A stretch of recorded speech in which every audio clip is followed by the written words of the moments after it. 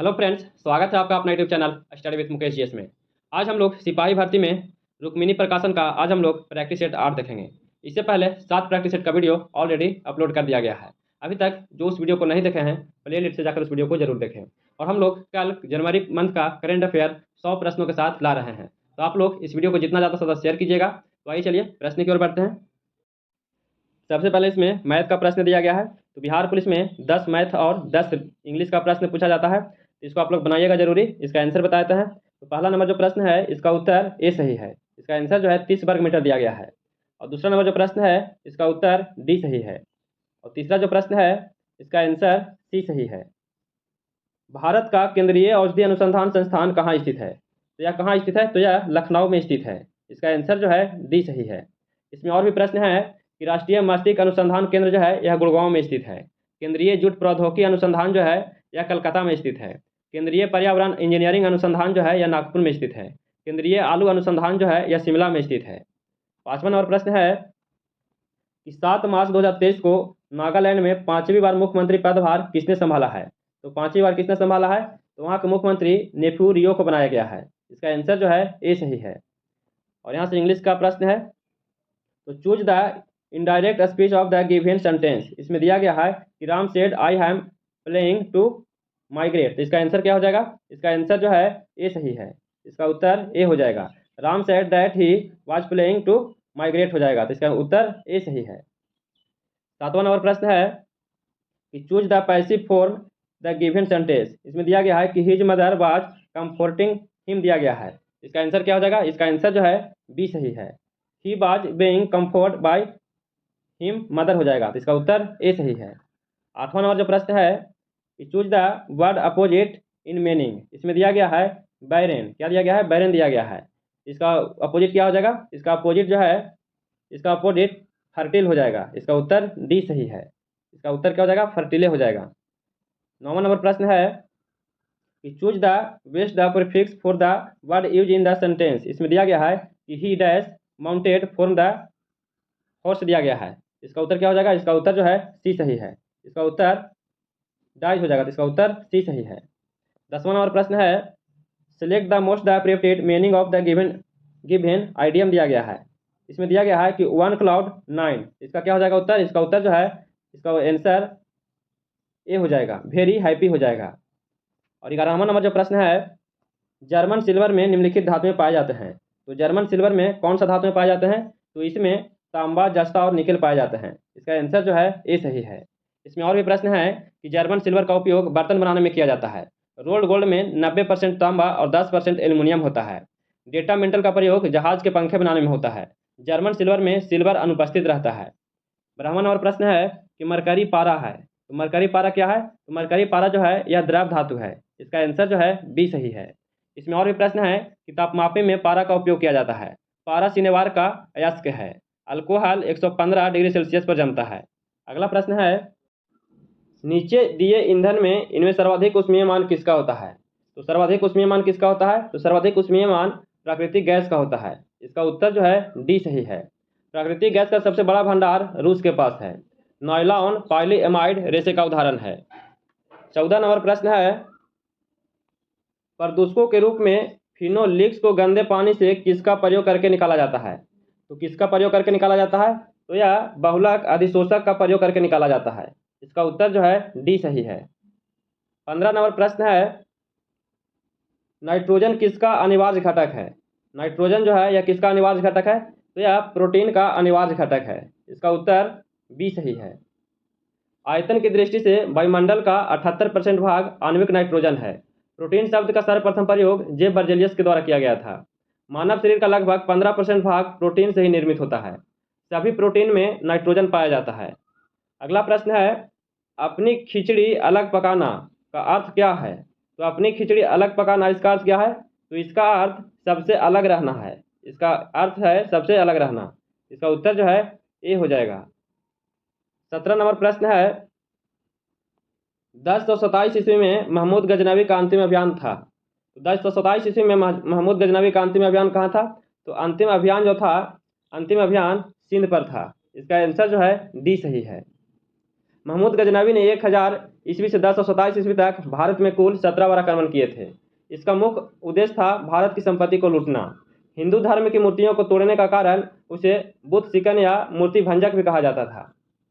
अगला प्रश्न है, उदास शब्द का बहुवचन क्या है? तो उदास शब्द का बहुवचन क्या होता है? तो इसका बहुवचन उदास होता है। इसका आंसर जो है ए सही है। 19 नंबर प्रश्न है, अनुचित जोड़े को छांटना है। अनुचित जोड़े को छांटना है। डंके के चोट पर स्पष्ट शब्दों में, यह बिल्कुल सही है। तूती बोलना, वितरित होना, इसका उत्तर जो है बी हो जाएगा। इसका आंसर बी सही है। 20 नंबर प्रश्न है, दिए गए वाक्यों को शुद्ध करना है। इसे क्या करना है? शुद्ध करना है। तो मोहन ने पुस्तक पढ़ा, मोहन ने पुस्तक पढ़ा, तो इसका शुद्ध क्या हो जाएगा? इसका आंसर जो है बी हो जाएगा। मोहन ने पुस्तक पढ़ी, तो इसका आंसर बी सही है। 21 नंबर प्रश्न है, निम्न में कौन सा एक कथन सही नहीं है? इनमें से कौन सा कथन सही नहीं दिया गया है? तापमान के बढ़ने पर वायु में ध्वनि का वेग बढ़ता है, यह बिल्कुल सही है। वायु में ध्वनि का वेग पर निर्भर दाब जो है वह निर्भर करता है, बिल्कुल सही है। आयाम तथा आवृत्ति के परिवर्तन में वायु में ध्वनि वेग नहीं बदलता है, तो यह भी सही है। आर्द्रता के बढ़ने पर वायु में ध्वनि का वेग कम होता है, तो कम नहीं होता है, यह गलत दिया गया है। इसका उत्तर जो है सी हो जाएगा। इसका गलत उत्तर सी दिया गया है। एक मकान में 2 बल्ब लगे हैं, उनमें से एक दूसरे से अधिक प्रकाश देते हैं। निम्न में से कौन सा कथन सही है? इनमें से कौन सा कथन सही है? तो इनमें से सही कथन डी हो जाएगा। कम प्रकाश वाले बल्ब में रेजिस्टेंस अधिक होते हैं, यही कारण है कि एक दूसरे से अधिक प्रकाश देता है। इसका उत्तर डी सही है। 23 नंबर प्रश्न है, प्रक्षेप गति की स्थिति में कहाँ कोणीय संवेग का न्यूनतम होता है? तो प्रक्षेप गति की स्थिति में कोणीय संवेग का न्यूनतम कहाँ पे होता है? तो यह प्रारंभिक बिंदु पर होता है। इसका आंसर जो है ए सही है। 24 नंबर प्रश्न है, यह न्यूमेरिकल का प्रश्न है, इसको आप लोग बना लीजिएगा। इसका उत्तर जो है डी सही है। इसका आंसर 4 सेकंड दिया गया है। 25 नंबर प्रश्न है, बल की भौतिक अनिर्भरता परिणाम है। तो बल की भौतिक अनिर्भरता जो परिणाम है यह किस नियम पर परिणाम है? तो यह गति के प्रथम नियम पर है। इसका उत्तर जो है ए सही है। इसमें और भी प्रश्न है कि न्यूटन के प्रथम नियम, जड़त्व की परिभाषा, बल की परिभाषा और शून्य त्वरण की अवस्था का पता चलता है। और बल का व्यंजक जो है यह न्यूटन के द्वितीय गति के नियम से मिलता है, और न्यूटन का तृतीय गति नियम से संवेग संरक्षण का सिद्धांत मिलता है। अगला प्रश्न है, यदि सरल लोलक को चंद्रमा पर ले जाए तो इसके कंपनों की आवृत्ति क्या होगा? इसके कंपनों की आवृत्ति क्या होता है? तो इसके कंपनों की जो आवृत्ति है यह घट जाता है। इसका आंसर जो है सी सही है। इसमें और भी प्रश्न है कि आवर्तकाल के मान के बढ़ने पर आवृत्ति घट जाती है। और सरल लोलक का आवर्तकाल 2 प्रकार का होता है, एक पेंडुलम की लंबाई पर निर्भर करता है और दूसरा गुरुत्वीय त्वरण पर निर्भर करता है। पेंडुलम की कृत्रिम उपग्रह में ले जाने पर इसका आवर्तकाल अनंत हो जाता है। पेंडुलम की घड़ी को पृथ्वी केंद्र पर ले जाने पर कार्य करना बंद कर देता है।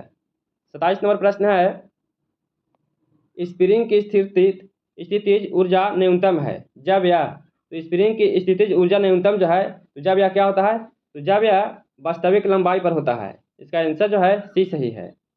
28 नंबर प्रश्न है, जब किसी द्रव का ताप बढ़ाया जाता है तो इसका पृष्ठ तनाव क्या होता है? तो जब किसी द्रव का ताप बढ़ाया जाता है तो इसका पृष्ठ तनाव क्या होता है? तो इसका पृष्ठ तनाव जो है वह घट जाता है। इसका आंसर जो है बी सही है। 29 नंबर प्रश्न है, एक समान वृत्तीय गति से त्वरण होता है। तो एक समान वृत्तीय गति से त्वरण क्या होता है? तो त्वरण जो है यह परिणाम में नियत व त्रिज्या के अनुदिश भीतर की ओर होता है। इसका आंसर जो है बी सही है। वृत्तीय गति यदि एक समान होता है तो चाल एवं गतिज ऊर्जा दोनों नियत रहता है। कोणीय वेग का मात्रक रेडियन पर सेकेंड होता है और कोणीय त्वरण का मात्रक रेडियन पर सेकेंड स्क्वायर होता है। वेग में परिवर्तन के दर को त्वरण कहा जाता है। 30 नंबर प्रश्न है, द्रव से भरे पात्र की तली पर दाब निर्भर नहीं करता है। तो द्रव से भरे पात्र की तली पर दाब निर्भर नहीं करता है, या किस पर नहीं निर्भर करता है? तो यह तली के क्षेत्रफल पर निर्भर नहीं करता है। इसका आंसर जो है सी सही है। दाब एक अदिश राशि है। दाब का ऐसा मात्रक न्यूटन प्रति मीटर स्क्वायर होता है या इसका पास्कल होता है। 1 बार बराबर 10 के पावर 5 न्यूटन मीटर स्क्वायर होता है। वायुमंडलीय दाब का मात्रक, और यह जो है वायुमंडलीय दाब का मात्रक है। वार ऑफ लंका के लेखक कौन है? तो वार ऑफ लंका के जो लेखक हैं कौन है? तो इसका लेखक अमीश त्रिपाठी हैं। इसका आंसर जो है ए सही है। अगला प्रश्न है, महरौली के लौह स्तंभ पर कौन सा नाम उत्कीर्ण है? तो महरौली के लौह स्तंभ पर किसका नाम उत्कीर्ण है? तो महरौली के लौह स्तंभ पर इस पर चंद्र का नाम उत्कीर्ण है। इसका आंसर जो है डी सही है। मौर्य साम्राज्य का संस्थापक चंद्रगुप्त मौर्य थे। चंद्र शब्द महरौली के लौह स्तंभ पर है जो दिल्ली में स्थित है। चंद्र शब्द चंद्रगुप्त द्वितीय के लिए हुआ था। महरौली के लौह स्तंभ की यह सबसे बड़ी विशेषता है कि इसमें अभी तक जंग नहीं लगा है। G20 टूरिज्म वर्किंग ग्रुप की बैठक भारत की अध्यक्षता में कहाँ आयोजित किया गया है? तो यह कहाँ इसकी अध्यक्षता किया गया है? तो इसकी अध्यक्षता श्रीनगर में किया गया है। इसका आंसर जो है ए सही है। G20 का गठन 1999 ईस्वी में हुआ था। अगला प्रश्न है, कौन सूफी संत महबूब ए इलाही कहलाता है? तो कौन सा जो सूफी संत है वह महबूब ए इलाही कहलाता है? तो महबूब ए इलाही शेख निजामुद्दीन औलिया को कहा जाता है। इसका आंसर जो है सी सही है। निजामुद्दीन औलिया के प्रिय शिष्य अमीर खुसरो थे। चिश्ती संत नासिरुद्दीन महमूद को चिराग ए दिल्ली अर्थात दिल्ली के चिराग के नाम से भी जाना जाता है। तथा कथित कुप्रशासन के आधार पर किस गवर्नर जनरल ने मैसूर राज्य को प्रशासन को ले लिया था? तो किस गवर्नर जनरल ने मैसूर राज्य को प्रशासन का आरोप लगाकर ले लिया था? तो प्रशासन का आरोप लगाकर लॉर्ड विलियम बेटिंग के द्वारा इसे ले लिया गया था। इसका आंसर जो है सी सही है। 1833 के चार्टर एक्ट द्वारा बंगाल के गवर्नर जनरल को भारत का गवर्नर जनरल बना दिया गया था। भारत का प्रथम governor general Lord William Bentinck थे, जिनका कार्यकाल 1828 से 35 तक के था। अगला प्रश्न है, अंग्रेजों द्वारा सिंध विजय संपन्न हुआ था। तो अंग्रेजों द्वारा सिंध विजय कब संपन्न हुआ था? तो यह लॉर्ड एलनबरो के समय में हुआ था। इसका आंसर जो है ए सही है। चोल शासन के लिए प्रसिद्ध है। तो चोल शासन के लिए क्या प्रसिद्ध है? तो इसके लिए ग्राम शासन व्यवस्था, नटराज की मूर्ति और मंदिर के गोपुरम के लिए यह प्रसिद्ध है। इसका उत्तर जो है सी हो जाएगा। 1, 2 और 4 सही दिया गया है। इसका उत्तर सी सही है। महाबलीपुरम का तट मंदिर पल्लव वंश के नरसिंहवर्मन ने निर्माण करवाया था। चोल प्रशासन स्थानीय स्वशासन के लिए प्रसिद्ध है। चोल वंश का अंतिम राजा राजेंद्र तृतीय था। चोल प्रशासन में भाग लेने वाले उच्च पदाधिकारी को पेरुदरम और निम्न श्रेणी पदाधिकारियों को सेरुदरम कहा जाता है। 38 नंबर प्रश्न है,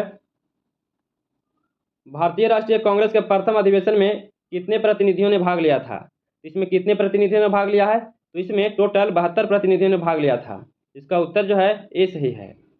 कांग्रेस का प्रथम अधिवेशन 28 दिसंबर 1885 को बॉम्बे के ग्वालियर टैंक में गोकुलदास तेजपाल संस्कृत विद्यालय में किया गया था। इसका प्रथम अध्यक्षता उमेश चंद्र बनर्जी के द्वारा किया गया था और इसका प्रथम सचिव A.O. ह्यूम थे। 39 नंबर प्रश्न है, समन्वित बाल विकास परियोजना के अंतर्गत निम्नलिखित में कौन सा एक सम्मिलित नहीं है? इनमें कौन सा सही सम्मिलित नहीं है? इसमें सम्मिलित जो है परिवार नियोजन जो है यह सम्मिलित नहीं है। इसका उत्तर जो है बी गलत दिया गया है। 40 नंबर प्रश्न है, निम्नलिखित में से किसकी सिफारिश के आधार पर संविधान सभा का गठन किया गया है? तो संविधान सभा का जो गठन किया गया है यह किसकी सिफारिश पर किया गया है? तो इसका गठन कैबिनेट मिशन योजना के तहत किया गया है।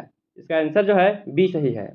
इसमें और भी प्रश्न है कि कैबिनेट मिशन की अध्यक्षता सर फ्रांसिस लॉरेंस ने किए थे। कैबिनेट मिशन के द्वारा पाकिस्तान की मांग को अस्वीकार कर दिया गया था। संविधान सभा के सदस्यों का चुनाव लगभग 10 लाख आबादी पर एक सदस्य का प्रावधान किया गया है। भारतीय संविधान के निर्माण कराने वाली संविधान सभा के लिए चुनाव जुलाई 1946 ईस्वी में किया गया था। हैदराबाद एकमात्र देशी रियासत थी जिसके प्रतिनिधित्व संविधान सभा में सम्मिलित नहीं हुए थे। 41 नंबर प्रश्न है, संविधान की प्रस्तावना में वर्णित लोकतंत्र को किस रूप में स्वीकार किया गया है? तो लोकतंत्र को किस रूप में स्वीकार किया गया है? तो लोकतंत्र को राजनीतिक लोकतंत्र में, आर्थिक लोकतंत्र में और सामाजिक लोकतंत्र में। इसका उत्तर जो है डी हो जाएगा। यह उपयुक्त में से इसका आंसर सभी सही है। यह सभी लोकतंत्र के रूप में स्वीकार किया गया है। इसमें और भी प्रश्न हैं। संविधान सभा के सदस्यों में अनुसूचित जनजातियों के सदस्यों की संख्या 33 थी। संविधान सभा की कार्यवाही 13 दिसंबर 1946 को जवाहरलाल नेहरू द्वारा पेश किया गया था। संविधान सभा के प्रारूप पर कुल 114 दिन बहस हुआ था।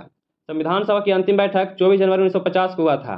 संविधान सभा के द्वारा 11 दिसंबर 1946 को डॉक्टर राजेंद्र प्रसाद के द्वारा संविधान सभा के अस्थायी अध्यक्ष निर्वाचित किए गए थे।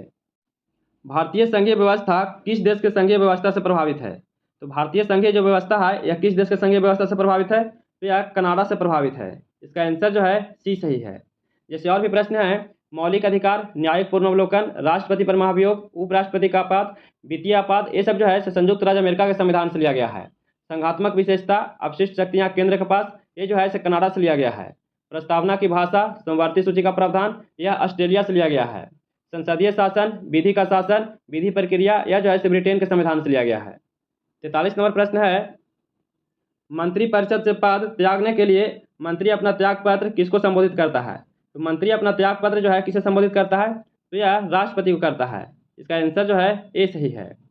भारतीय संविधान के अनुच्छेद 75 के अंतर्गत मंत्री की नियुक्ति प्रधानमंत्री की सलाह पर राष्ट्रपति के द्वारा किया जाता है। पद ग्रहण करने से पूर्व प्रधानमंत्री सहित प्रत्येक मंत्री राष्ट्रपति के समक्ष पद और गोपनीयता की शपथ होती है। 44 नंबर प्रश्न है, भारत में निम्नलिखित में से किस पंचवर्षीय योजना में अर्थव्यवस्था के समाजवादी स्वरूप को अपनाया है? तो अर्थव्यवस्था को समाजवादी स्वरूप को जो अपनाया है यह किस पंचवर्षीय योजना में अपनाया गया है? तो यह दूसरी पंचवर्षीय योजना में अपनाया गया है। इसका आंसर जो है ए सही है। 1956 में कंपनी अधिनियम लाया गया था। 1956 में द्वितीय औद्योगिक नीति लाया गया था।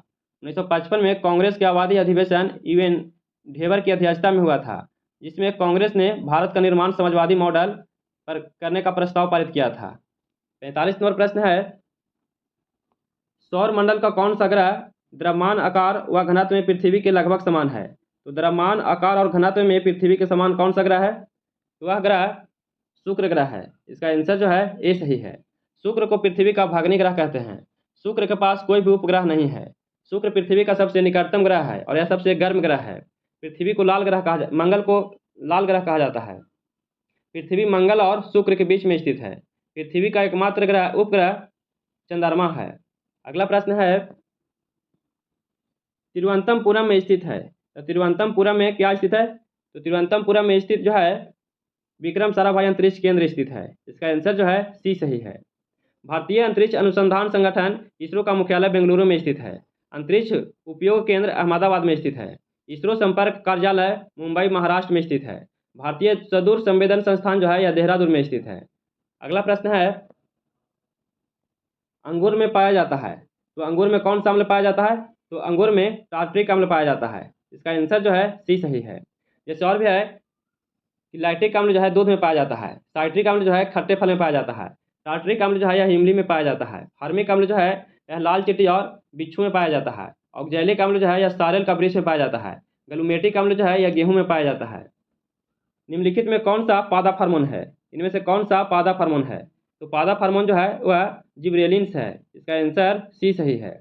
इसका खोज 1926 ईस्वी में कुरोसावा के द्वारा किया गया था। जिब्रेलिन्स मुख्य रूप से पौधा की लंबाई में वृद्धि करता है। ऑक्सीजन का खोज 1880 में डार्विन ने किया था। 49 नंबर प्रश्न है, निम्नलिखित में कौन सा विटामिन बी कॉम्प्लेक्स ग्रुप से संबंधित नहीं है? तो बी कॉम्प्लेक्स ग्रुप से कौन सा संबंधित नहीं है? तो इससे संबंधित रेटिनॉल जो है या नहीं है। रेटिनॉल जो है या विटामिन ए से संबंधित है। इसका उत्तर जो है बी गलत दिया गया है।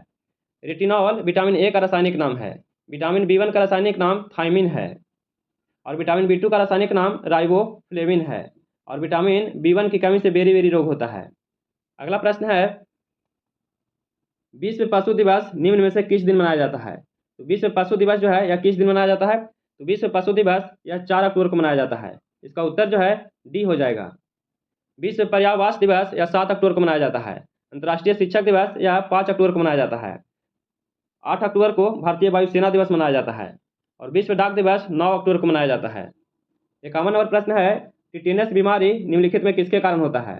तो टिटेनस बीमारी जो है यह किसके कारण होता है? तो टिटेनस बीमारी यह जीवाणु के कारण होता है। इसका आंसर जो है सी सही है। इसमें और भी प्रश्न है कि क्लोरोस्ट्रीडियम टिटेनी के कारण यह बीमारी होता है। टिटेनस से बच्चों में डीपीटी का टीका लगवा लेने से इस रोग से रक्षा होती है। जीवाणुओं से कौन कौन सा रोग होता है? तो जीवाणुओं से हैजा, डिप्टीरिया, तपेदिक, काली खांसी, कुष्ठ रोग ये सब जो है जीवाणुओं से होता है। 52 नंबर प्रश्न है, पृथ्वी की सतह में आमतौर पर 2 तत्व पाए जाते हैं। तो पृथ्वी की सतह पर आमतौर पर 2 तत्व कौन कौन से पाए जाते हैं? तो 2 तत्व जो है वह सिलिकॉन और ऑक्सीजन पाया जाता है। इसका आंसर जो है डी सही है। भूपटल की रचना सामग्री सबसे अधिक ऑक्सीजन का है। ऑक्सीजन का 46.80% है। दूसरे स्थान पर सिलिकॉन का है, इसका 27.72% है। तीसरे स्थान पर एल्युमिनियम है। पृथ्वी के नीचे जाने पर प्रति 32 मीटर की गहराई पर तापक्रम में 1 डिग्री सेल्सियस बढ़ जाता है। 53 नंबर प्रश्न है कि अग्निशामक से निकलती है। तो अग्निशामक से क्या निकलता है? तो अग्निशामक से कार्बन डाइऑक्साइड निकलता है। इसका उत्तर जो है सी सही है।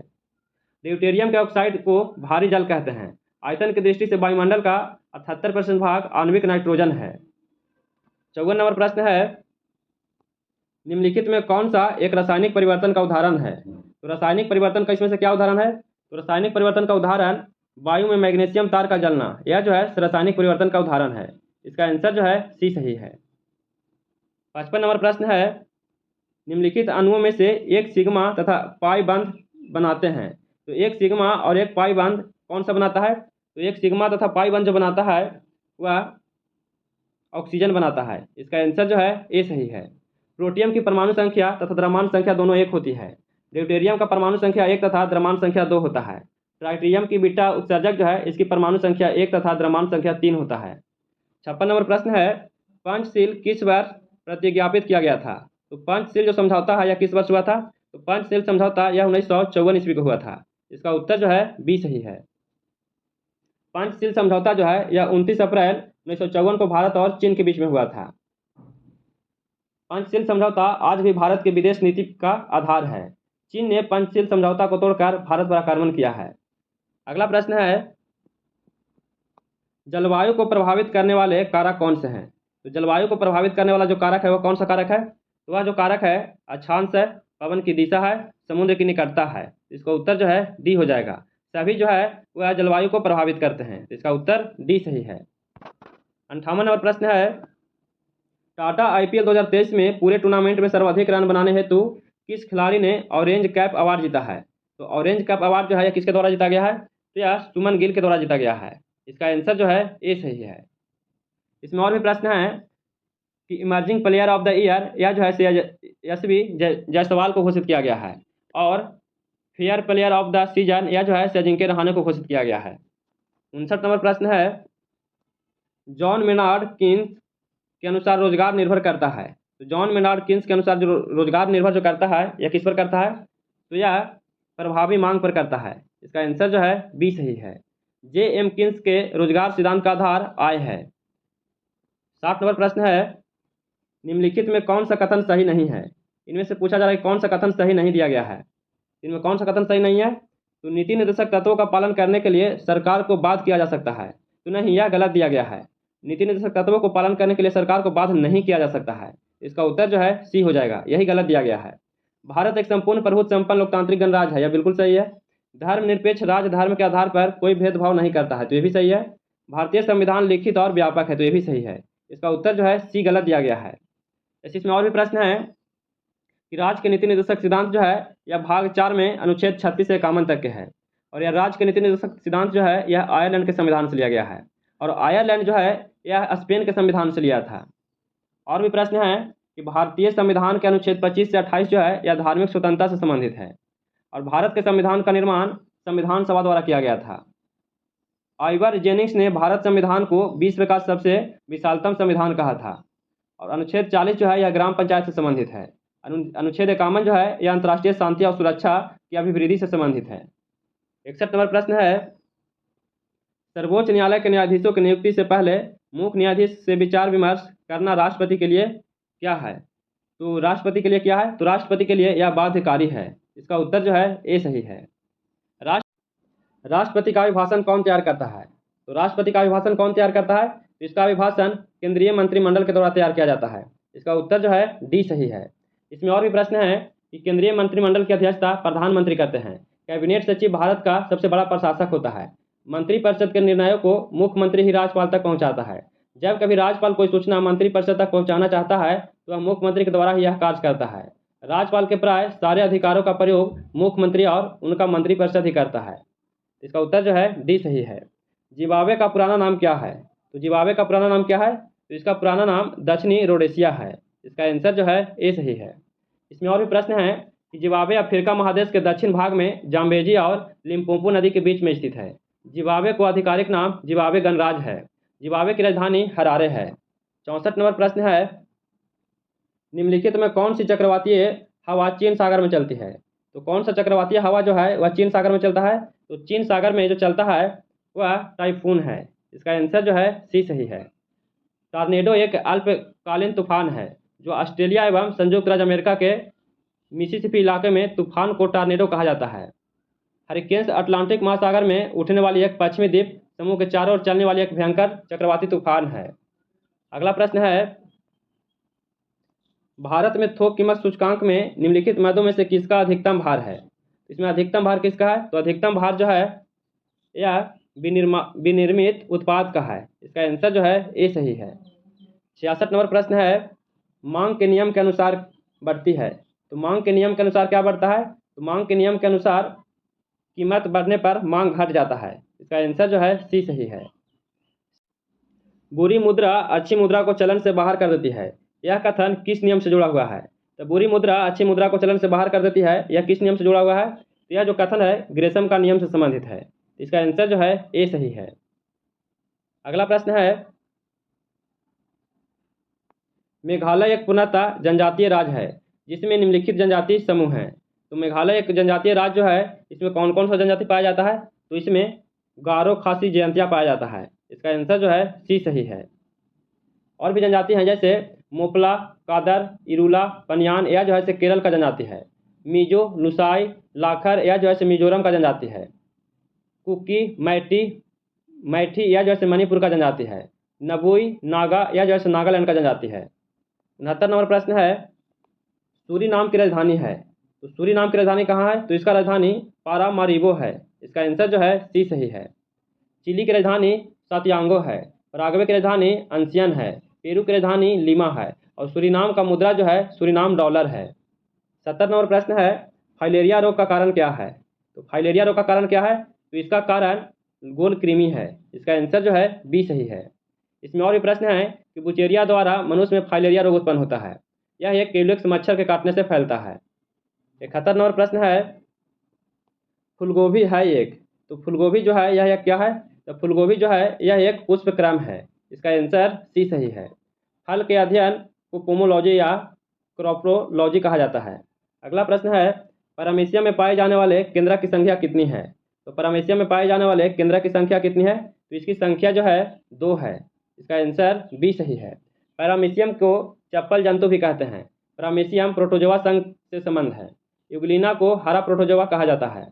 अगला प्रश्न है, मुद्रा संकुचन की अवस्था में मुद्रा की क्रय शक्ति क्या है? तो मुद्रा संकुचन की अवस्था में मुद्रा की क्रय शक्ति क्या है? इसका क्रय शक्ति जो है बढ़ जाती है। इसका आंसर ए सही है। 74 नंबर प्रश्न है, जहां रिजर्व बैंक की शाखा नहीं होती है वहां उसका प्रतिनिधित्व कौन करता है? उसका प्रतिनिधित्व जो है कौन करता है? उसका प्रतिनिधित्व स्टेट बैंक ऑफ इंडिया के द्वारा किया जाता है। इसका आंसर बी सही है। आरबीआई एक्ट 1934 के अंतर्गत 1 अप्रैल 1935 को आरबीआई की स्थापना किया गया था। भारतीय रिजर्व बैंक की स्थापना हिल्टन यंग आयोग की सिफारिश पर किया गया है। 1 जुलाई 1955 को इंपीरियल बैंक का नाम इंपीरियल बैंक का राष्ट्रीयकरण करके भारतीय स्टेट बैंक नाम रखा गया था। भारत में सर्वाधिक शाखा भारतीय स्टेट बैंक का है। 75 नंबर प्रश्न है, व्यापारिक वैसलीन किससे निकाला जाता है? तो व्यापारिक वैसलीन जो है यह किससे निकाला जाता है? तो यह पेट्रोलियम से निकाला जाता है। इसका आंसर जो है डी सही है। मन तो कटौती में, मुहावरे तो पूर्ण करना है। इसे क्या करना है? मन डैश है तो कटौती में और डैश है तो उसका मुहावरा क्या होगा? तो मन चंगा तो कटौती में गंगा। यह जो कहावत है इसका उत्तर जो है ए हो जाएगा। मन चंगा तो कटौती में गंगा, तो इसका उत्तर ए सही है। 77 नंबर प्रश्न है, समानार्थी शब्द का कौन सा जोड़ा सही नहीं है? तो समानार्थी शब्द का इनमें से कौन सा जोड़ा सही नहीं है? तो इसमें पूछा जा रहा है कि सही नहीं है, तो इसमें सही जो है कमल और अम्बु और आब, यह जो है जोड़ा सही नहीं है। और बाकी ये तीनों सही दिया गया है। इसका उत्तर जो है डी हो जाएगा, यह गलत दिया गया है। 78 नंबर प्रश्न है, पैसे ही आदमी की इज्जत है, इसके लिए उचित लोकोकेत का चयन करना है। तो पैसे ही आदमी की इज्जत है, इसका मतलब क्या होगा? इसका उत्तर जो है डी हो जाएगा। जर है तो नर नहीं तो खंडहर। इसका आंसर डी सही है। 79 नंबर प्रश्न है, कौन सी रचना मधुर भंडारी की नहीं है?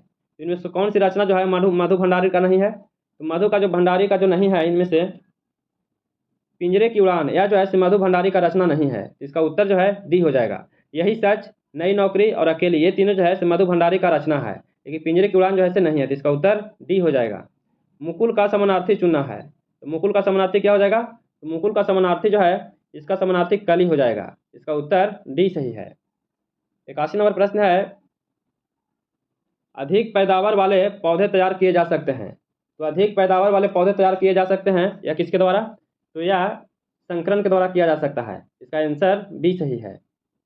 82 नंबर प्रश्न है, उस स्थिति में एक जैसा जोड़ा पैदा होता है जब, तो किस स्थिति में एक जैसा जोड़ा पैदा होता है? तो यह एक निषेचित अंडे के 2 टुकड़े हो जाते हैं तो उस स्थिति में जोड़ा पैदा होता है। तो इसका आंसर जो है बी सही है। फार्मर एवं मुरे ने 1905 में अर्धसूत्री विभाजन का नाम दिया था।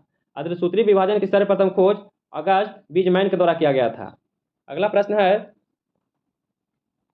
सैकलाइकेन है, तो सैकलाइकेन क्या है? तो सैकलाइकेन जो है यह सहजीवी है। इसका आंसर डी सही है। बीज रहित फल केला अंगूर है और असत फल जो है या सेब और कटहल जो है यह असत फल है।